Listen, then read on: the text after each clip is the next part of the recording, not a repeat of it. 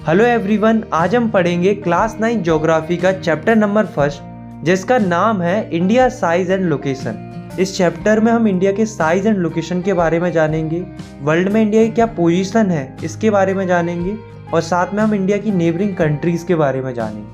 हम इस चैप्टर को बहुत ही अच्छे विजुअल्स और एनिमेशन की मदद से समझेंगे, जिससे आपको हर एक टॉपिक बहुत ही अच्छे से समझ में आएगा। तो चलिए स्टार्ट करते हैं। दोस्तों, हमारी इंडिया की civilization one of the oldest civilization है, मतलब काफ़ी पुरानी सिविलाइजेशन है और हमारी जो हिस्ट्री है वो काफ़ी रिमार्केबल है। अगर हम पिछले 50 सालों की बात करें तो इंडिया में काफ़ी रिमार्केबल प्रोग्रेस देखने को मिला है, चाहे वो एग्रीकल्चर की फील्ड हो, चाहे वो इंडस्ट्री की फील्ड हो और चाहे वो टेक्नोलॉजी की फील्ड हो। हर एक फील्ड में इंडिया ने काफ़ी प्रोग्रेस किया है और इंडिया का ओवरऑल इकोनॉमिक डेवलपमेंट हुआ है। अब सवाल ये आता है कि हमारी इंडिया इतने बड़े वर्ल्ड में एग्जिस्ट कहाँ करती है, उसकी एक्चुअल लोकेशन कहाँ है, चलिए जानते हैं। तो जैसे मान लो ये है हमारा वर्ल्ड, तो वर्ल्ड के सेंटर से एक इमेजिनरी लाइन क्रॉस करती है जिसे हम बोलते हैं इक्वेटर, और इक्वेटर अर्थ को दो बराबर बराबर हिस्सों में बांटता है। तो इक्वेटर के ऊपर वाला जो पोर्शन होता है उसे हम कहते हैं नॉर्थर्न हेमिस्फीयर, और इक्वेटर के नीचे वाला जो पोर्शन होता है उसे हम कहते हैं सदर्न हेमिस्फीयर। तो अगर हम अपनी इंडिया की बात करें तो हमारी इंडिया लाई करती है नॉर्थर्न हेमिस्फीयर में। तो सबसे पहले हम लिखेंगे India is a very vast country, मतलब इंडिया एक बहुत बड़ी कंट्री है जो कि लाई करती है नॉर्थर्न हेमिस्फीयर में। पर इतने बड़े नॉर्थर्न हेमिस्फीयर में भी किस जगह पर, तो ये हम पता करते हैं लॉन्गिट्यूड एंड लैटिट्यूड की मदद से। तो जैसे मान लो ये है हमारी अर्थ, तो अर्थ के ऊपर जो इमेजिनरी वर्टिकल लाइंस होती हैं उसे हम कहते हैं लॉन्गिट्यूड, और जो इमेजिनरी हॉरिजॉन्टल लाइंस होती हैं उन्हें हम कहते हैं लैटिट्यूड्स। और इन्हीं लॉन्गिट्यूड्स और लैटिट्यूड्स की मदद से हम किसी भी कंट्री की या किसी भी जगह की एग्जैक्ट लोकेशन पता कर सकते हैं। तो अगर हम अपनी इंडिया की बात करें तो इंडिया जिन दो लैटिट्यूड के बीच में लाई करता है वो है 8 डिग्री 4 मिनट नॉर्थ और 37 डिग्री 6 मिनट नॉर्थ, और इंडिया जिन दो लॉन्गिट्यूड के बीच में लाई करता है वो है 68 डिग्री 7 मिनट ईस्ट और 97 डिग्री 25 मिनट ईस्ट। आपको इन वैल्यूज़ को अच्छे से याद रखना है क्योंकि ये वैल्यूज़ काफ़ी इंपॉर्टेंट है। और हाँ, इंडिया के इस पॉइंट से लेकर इस पॉइंट तक की जो डिस्टेंस होती है वो होती है 3214 किलोमीटर्स, और इस पॉइंट से इस पॉइंट की जो डिस्टेंस होती है वो होती है 2933 किलोमीटर्स। अब हम बात करते हैं ट्रॉपिक ऑफ कैंसर की। तो जैसे मान लो ये है हमारी अर्थ, और अर्थ के 0 डिग्री लैटिट्यूड पर यह है इक्वेटर। तो जब हम इक्वेटर से थोड़ा ऊपर की साइड जाते हैं तो 23 डिग्री 30 मिनट नॉर्थ पर जो लैटिट्यूड मिलता है उसे ही हम कहते हैं ट्रॉपिक ऑफ कैंसर। खास बात यह है कि जो ये ट्रॉपिक ऑफ कैंसर है वो इंडिया के सेंटर से पास होती है और इंडिया को ऑलमोस्ट 2 इक्वल पार्ट्स में डिवाइड करती है। अब हम बात करते हैं इंडिया के आइलैंड ग्रुप्स के बारे में। तो इंडिया के 2 मेजर आइलैंड ग्रुप्स हैं, कौन कौन से, चलिए जानते हैं। तो जब हम इंडिया से साउथ ईस्ट डायरेक्शन में जाते हैं तो जो आइलैंड्स मिलते हैं वो है अंडमान एंड निकोबार आइलैंड्स, जो कि बे ऑफ बंगाल में लोकेटेड है। सिमिलरली जब हम इंडिया से साउथ वेस्ट डायरेक्शन में जाते हैं और तब जो आइलैंड्स मिलते हैं वो है लक्षद्वीप आइलैंड्स, जो कि अरेबियन सी में लोकेटेड है। तो यहाँ तक हमने जो भी पढ़ा वो लोकेशन के बारे में पढ़ा। अब हम पढ़ते हैं इंडिया के साइज के बारे में।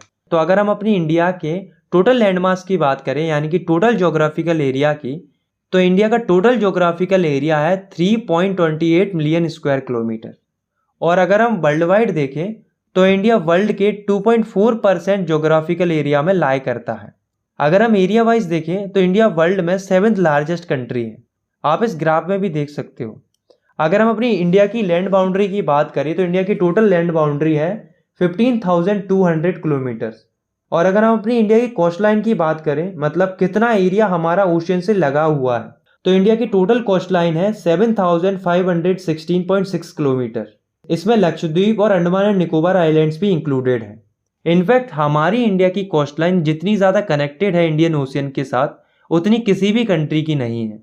इंडिया के north west, north and north east direction में हमें देखने को मिलते हैं बड़े बड़े माउंटेन्स, जिन्हें बोला जाता है हिमालयाज, जो कि यांग फोल्ड माउंटेन्स हैं, यानी कि कुछ ही मिलियंस ईयर पहले फॉर्म हुए माउंटेन्स का ग्रुप है। वहीं अगर हम नीचे की साइड देखें तो अबाउट 22 डिग्री से इंडिया की चौड़ाई कम होती जाती है, यानी कि नैरो होती जाती है टुवर्ड इंडियन ओशियन। अब आप इंडिया के मैप को फिर से देखो तो इंडिया का जो लैटिट्यूडनल एक्सटेंट है वो ऑलमोस्ट 30 डिग्री है। सिमिलरली इंडिया का जो लॉन्गिट्यूडनल एक्सटेंट है वो भी ऑलमोस्ट 30 डिग्री है। पर अगर हम एग्जैक्टली देखें तो इंडिया के ईस्ट से लेकर वेस्ट की जो एक्सटेंट है वो छोटी है इंडिया के नॉर्थ से लेकर साउथ की एक्सटेंट के मुकाबले। अब आपको एक और इम्पोर्टेंट बात याद रखनी है कि अरुणाचल प्रदेश और गुजरात के बीच में 2 घंटे का टाइम लैग देखने को मिलता है, मतलब 2 घंटे का डिले देखने को मिलता है।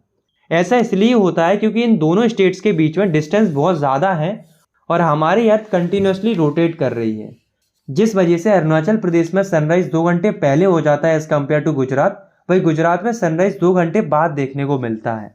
तो इस हिसाब से अगर अरुणाचल प्रदेश में सुबह के 5 बज रहे हैं तो 2 घंटे का टाइम लैग होने के कारण गुजरात में तो 8 बजने चाहिए। पर ऐसा होता है क्या? नहीं ना, क्योंकि एक ही कंट्री में 2 अलग अलग टाइम कैसे हो सकते हैं। तो इस समय की गड़बड़ को सुधारने के लिए 82 डिग्री 30 मिनट ईस्ट का जो लॉन्गिट्यूड था उसी को मान लिया स्टैंडर्ड मेरिडियन ऑफ इंडिया।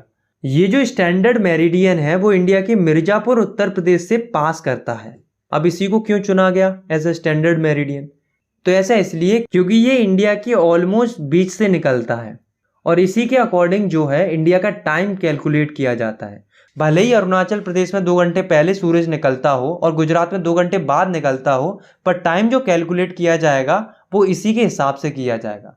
जैसे अगर मिर्जापुर में 4 बज रहे हैं तो पूरी इंडिया में भी 4 ही बजेंगे, मतलब मिर्जापुर भी लाइक जलवा है हमारा। India and the world, India की जो लोकेशन है वो बहुत ही बेहतरीन है। हमारी इंडिया ईस्ट एशिया और वेस्ट एशिया के बीच में लाई करती है। हमारी इंडिया साउथवर्ड एक्सटेंशन है एशियन कंट्रीज का।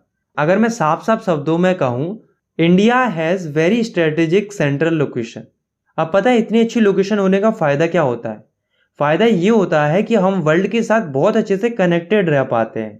जैसे कि हमारी इंडिया का जो डेक्कन पेनिनसुला है वो हमारे लिए बहुत खास है, क्योंकि ये जो पोर्शन है वो इंडियन ओशियन में लाया करता है, जिसकी मदद से हमें वर्ल्ड के साथ कनेक्टिविटी बहुत अच्छी मिलती है। जैसे कि वेस्टर्न कोस्ट की मदद से हम कनेक्टेड हैं वेस्ट एशिया, अफ्रीका और यूरोप के साथ। वहीं दूसरी ओर ईस्टर्न कोस्ट की मदद से हम काफ़ी अच्छे से कनेक्टेड हैं साउथ ईस्ट एशिया से और ईस्ट एशिया से। और दोस्तों आपको पता है इंडियन ओशियन के अंदर जितनी बड़ी कोस्टलाइन हमारी इंडिया की है उतनी बड़ी कोस्टलाइन किसी भी कंट्री की नहीं है। यानी कि इंडियन ओशियन के अंदर सबसे बड़ी कोस्टलाइन हमारी है, इसलिए तो हम इतने बड़े ओशियन को इंडियन ओशियन के नाम से जानते हैं। हमारी जो कंट्री है इंडिया, उसका कॉन्टैक्ट वर्ल्ड के साथ काफ़ी पुराने समय से है। आज के समय में हमारी इंडिया वर्ल्ड के साथ लैंड रूट्स के थ्रू भी कनेक्टेड है और सी रूट्स के थ्रू भी कनेक्टेड है। पर दोस्तों पहले ऐसा नहीं था। पहले हमारी इंडिया लैंड रूट्स के थ्रू ज़्यादा कनेक्टेड थी रेदर देन सी रूट्स, क्योंकि लैंड रूट्स सी रूट्स के मुकाबले इंडिया में काफ़ी पुराने समय से एग्जिस्ट कर रहे हैं। आज भी इंडिया के नॉर्थ में माउंटेन्स के बीच में कई सारे पासेस देखने को मिलते हैं, जिनका इस्तेमाल एंशियंट टाइम में ट्रैवलर्स किया करते थे इंडिया में आने जाने के लिए। और इन्हीं रूट्स के थ्रू कई सारी चीज़ें वर्ल्ड के अलग अलग हिस्सों में जाकर फैलती हैं, जैसे कि इंडिया के मसाले, इंडिया की उपनिषद, रामायण, पंचतंत्र की कहानियाँ, number system and decimal system, इस तरह की कई सारी चीज़ें वर्ल्ड के अलग अलग हिस्सों में जाकर फैलती है। भाई दूसरी ओर ऐसा नहीं है दोस्तों कि हमने केवल सिखाया ही है, बल्कि हमने भी वर्ल्ड से कई सारी चीज़ें सीखी भी हैं। जैसे कि ग्रीक के लोग स्कल्पचर कैसे बनाते हैं, डोम्स और माइनरेट्स कैसे बनाए जाते हैं, तो हमने भी वर्ल्ड से बहुत कुछ सीखा है। लास्ट टॉपिक है हमारा इंडियाज नेबर्स। इस टॉपिक में हम भारत के पड़ोसी देशों के बारे में जानेंगे, लेकिन उससे पहले हम ये जान लेते हैं कि इंडिया में कितने स्टेट्स हैं और कितनी यूनियन टेरिटरीज हैं। तो हमारी इंडिया में टोटल 28 स्टेट्स हैं और 8 यूनियन टेरिटरीज हैं। तो चलो अब हम जानते हैं इंडिया के पड़ोसी देशों के बारे में, यानी कि इंडिया किन किन कंट्रीज के साथ अपने बॉर्डर शेयर करता है। इंडिया के नॉर्थ वेस्ट में जो नेबरिंग कंट्रीज हैं वो है पाकिस्तान एंड अफगानिस्तान। इंडिया के नॉर्थ में जो नेबरिंग कंट्रीज हैं वो हैं चाइना, नेपाल एंड भूटान। और इंडिया के ईस्ट में जो नेबरिंग कंट्रीज हैं वो हैं म्यांमार एंड बांग्लादेश। अब दोस्तों इंडिया के साउथ में भी 2 नेबरिंग कंट्रीज हैं जो एक्चुअल में आइलैंड कंट्रीज हैं, जिसमें से पहली है श्रीलंका, जो कि इंडिया से पाक स्ट्रेट और गल्फ ऑफ मन्नार द्वारा फॉर्म्ड एक नैरो चैनल के थ्रू कनेक्टेड है।